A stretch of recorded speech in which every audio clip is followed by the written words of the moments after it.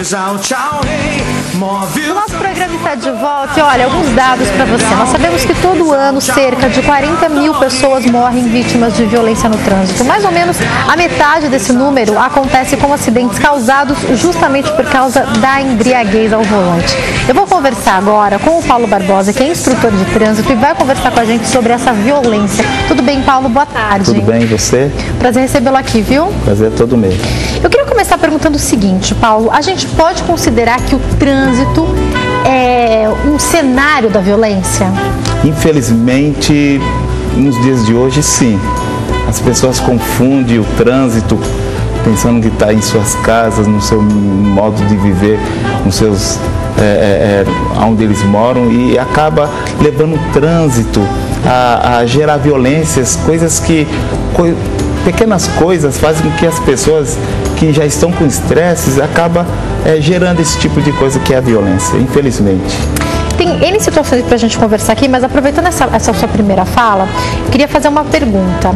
Esses dias mesmo, eu estava atravessando aqui a rua junto com a nossa maquiadora Thaís para ir para o outro prédio da empresa e os carros, uma das motos, né, que estavam no farol, ultrapassaram a faixa.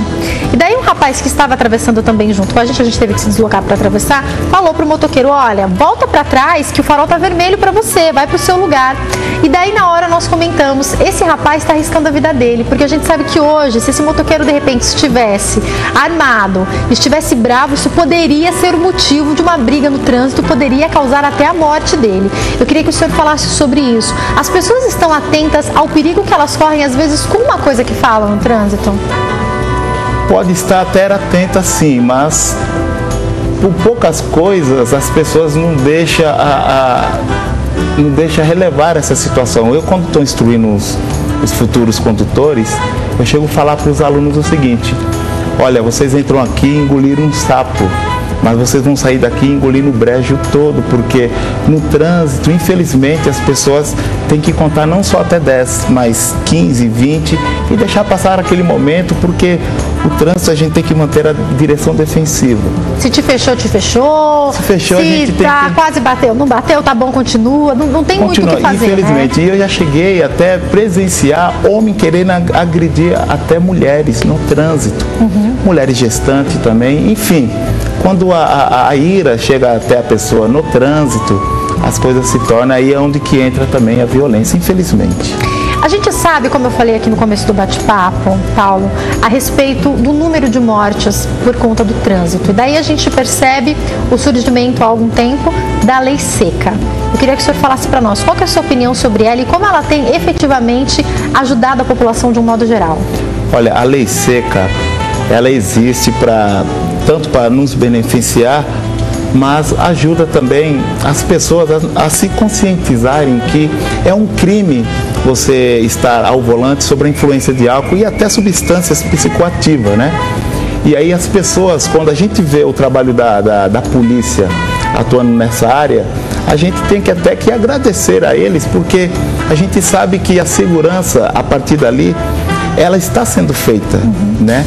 Mas infelizmente ainda existem pessoas que burlam, como sabendo que existe ali uma blitz, e eu não sei como que essas pessoas conseguem entrar em contato com as pessoas que estão no trânsito para falar, olha, tal lugar existe a blitz, tá? Então desvia o lugar. E aí as pessoas começam uma a ajudar a outra nesse sentido, que não é legal, né? Que não é legal, justamente. Né? Mas por outro lado, tem ajudado a população a nos manter essa segurança. Agora, quando a gente pensa, Paulo, na legislação de uma forma geral, a impunição ainda é um problema? Olha, o CTB, o Código de Trânsito Brasileiro, ele deixa bem claro, as leis não foram feitas para discutir em si, cumprir, né? Cumprir. Mas, infelizmente, também, as pessoas acham que as pessoas, ao ser penalizadas, elas acham que o órgão está ganhando dinheiro com isso. Sim, esse dinheiro vai ser revertido em uma outra forma, tá? Mas precisa, sim, mexer com essas pessoas, né, no sentido do Código de Trânsito Brasileiro, tá? Mas as pessoas têm que se conscientizar que a lei existe e ela foi feita, elaborada para nos proteger. Agora, Paulo, eu queria que você explicasse para nós o que diferencia um acidente de um crime, porque a gente sabe que acidentes acontecem no trânsito, infelizmente. Quando a gente pode perceber que é um acidente, quando isso passa a ser um crime? Olha, o acidente, quando a pessoa, o motorista, ele não tem a intenção, quando ele não tem a intenção de cometer algo, podemos caracterizar como um acidente. Agora, vamos voltar no caso da bebida. O condutor sabe que não pode beber e depois dirigir. Não estamos falando aqui que proibindo de beber, não é isso. Mas a bebida e direção não combina. Não combina, tá? Na minha opinião, é uma combinação estupidamente gelada. E agora, quando a pessoa está sob a influência de álcool, comete um delito, nesse delito atinge pessoas, chega a entrar em óbito a outra pessoa, aí sim é um crime. Mas ele não teve a intenção de matar como se estava dirigindo alcoolizado, então, né? Nesse caso ele sabia do risco que ele estava correndo, nesse caso já é crime. Quando alguém passa um farol vermelho, está em alta velocidade, a gente pode levar por esse mesmo lado, Paulo? Ou vai depender de caso a caso? Pela lei, sim. Só que existem sanções a serem cumpridas. No caso, a multa, tá? A pessoa está sendo multada, penalizada por isso, tá? E aí não entra praticamente como crime, tá? Mas existem alguns fatores. A bebida é um fator que já é crime, tá? Ela nem precisa se envolver em acidente. Já é crime a pessoa estar no volante sob influência de álcool. Avançar a velocidade acima da velocidade máxima permitida em até a mais de 50%, ele também já está cometendo um crime. Então tem alguns fatores, tá, de penalidade que podemos já encaixar como crime.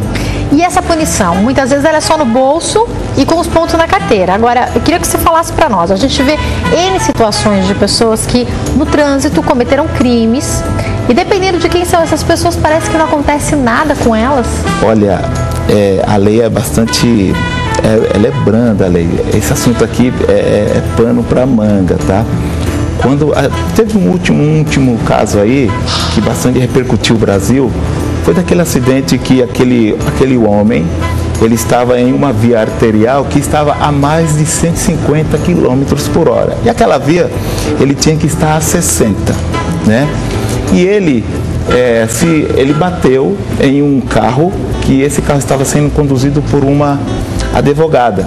Ela estava errada por estar avançando a semafórica vermelha, mas naquele horário, 2h30, ela com todo cuidado foi avançar para evitar de roubos, né? Que a pessoa já anda todo amedrontado, pelo menos no nosso meio, e ela avançou. Quando ela avançou, veio esse homem e bateu no carro dela, levando ela a óbito, né? E aí nós sabemos que ele pagou e parece que ele está solto, mas olha só, a lei ela é para todo mundo. E eu quero que você entenda o seguinte: quando a pessoa paga uma fiança e ela consegue pagar aquela fiança, esse dinheiro ele tem um benefício. Não seria legal, como ele pagou um valor que me parece que foi em cerca de 300 mil reais, esse dinheiro foi para a instituição. Vamos supor, creches, né, escolas e assim vai. Se ele não pagasse esse dinheiro, né, ele estaria preso. Você não acha que seria uma perda, nesse caso, até para o município, para o estado, essa pessoa estando presa? E uma pessoa estando presa, você sabe muito bem quem é que sustenta essas pessoas. Concordo contigo, Paulo. O custo que gera, ele tá preso. Eu concordo com isso. Mas aí eu tenho outras dúvidas. Por exemplo, a gente está falando de um pagamento de quase 300 mil reais, cerca disso, se eu também não me engano. Quem tem esse dinheiro para pagar? Aí a gente fala que a lei é igual para todos, mas se não existe uma igualdade total, aí acaba sendo diferente, porque existe uma diferença entre uma pessoa que tem 300 mil reais para pagar como fiança e outra que não tem. Talvez a diferença não esteja na lei, mas a diferença esteja na distribuição social de um modo geral, não? Ele pôde pagar um advogado, né? Além de pagar um bom advogado, ele teve essa fiança, mas agora você falou, eu não teria condições de ter esse dinheiro. Então talvez eu pagaria com a minha liberdade, né? Mas se a gente for procurar na lei os cuidados que existem nela, a lei sim é para todos, mas agora o custo que gera, nem todos podem arcar com as consequências, e ele foi um que pôde pagar com as consequências. Agora eu te faço uma pergunta, você acredita que por conta disso, as pessoas que têm uma condição financeira melhor, que geralmente desfilam nos melhores carros, nos carros mais caros, elas se sentem mais protegidas e, portanto, tomam menos cuidado, acabam levando mais violência ao trânsito? Eu não levo por esse lado, mas por ela ter sim um custo de vida alto, ter condições de ter seus carros luxuosos, a penalidade vai ser a mesma coisa em questão de infrações, tá? E para aqueles que é mais humilde, também os agentes de trânsito, os policiais, eu acredito que eles não fazem acepção de carros, né? E quando o veículo é penalizado ou o proprietário, ele vai ser penalizado por aquilo, com certeza. Agora, Paulo, eu queria que você falasse para nós, como você avalia os investimentos das concessionárias em relação às melhorias das condições de tráfego? Olha, a gente não fica atrás, não. Nós temos aí boas estradas, rodovias, né? Vamos pegar aqui o nome, a Ecovias, por exemplo, ela recicla pneus e mistura aquilo que sobrou do pneu com asfalto, para que o nosso asfalto tenha melhor aderência. E assim, os veículos vão ter assim a aderência melhor ao transitarem, tá? Então, eu acredito que essas concessionárias aí estão fazendo os seus papéis, estão sim. Então, quando a gente chega a pagar valores nos pedágios, nós achamos até absurdo. Eu, como uso de vez em quando, não sinto isso no bolso. Eu sei, para quem faz parte de pedágio, paga pedágio direto, talvez isso possa até refletir sim no bolso. Mas em questão das concessionárias, elas têm seu papel fundamental nas rodovias e estradas. Não podemos nos queixar, não. Elas estão fazendo um papel muito legal em questão das nossas rodovias e estradas, sim.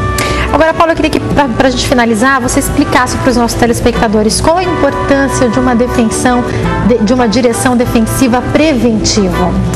Olha, nós temos CFCs, tá? Seria bacana se todos os instrutores vestissem a camisa de instrutores e conscientizar todos aqueles que forem tirar suas habilitações, passasse hoje 9 dias de curso, passassem os 9 dias aprendendo mesmo e aplicasse essa situação no trânsito. Na direção defensiva, como você falou, tem 5 elementos básicos que é fundamental para o motorista. O primeiro é o conhecimento. A pessoa adquire o conhecimento e procura colocar em prática. Porque se ela tem conhecimento e não colocar em prática, tudo aquilo que ela aprendeu vai por água abaixo. O segundo elemento é a atenção. A atenção é um fator primordial que existe no trânsito. Um camarada usando o celular, por exemplo, ele não tem atenção do agente apitando, um pedestre atravessando, que é a preferência do pedestre, onde não tiver o foco para ele. Então, o celular é um dos fatores que tira a atenção. O simples fato também de você mexer no rádio, você conversar com a pessoa, virar o rosto para um lado, você também está desatento no trânsito. Então, a atenção é o segundo elemento primordial. O terceiro é a previsão. E a previsão, nós temos que, por exemplo, um veículo parado em uma via por 15 minutos, por exemplo, é o suficiente para causar uma lentidão de 150 quilômetros, tá? Então, um veículo imobilizado na via por falta de combustível gera multa e é possível, e ele pode ser também guinchado, tá?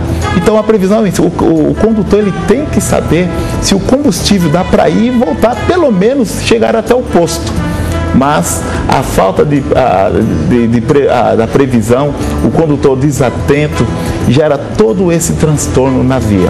O quarto elemento é a ação, né?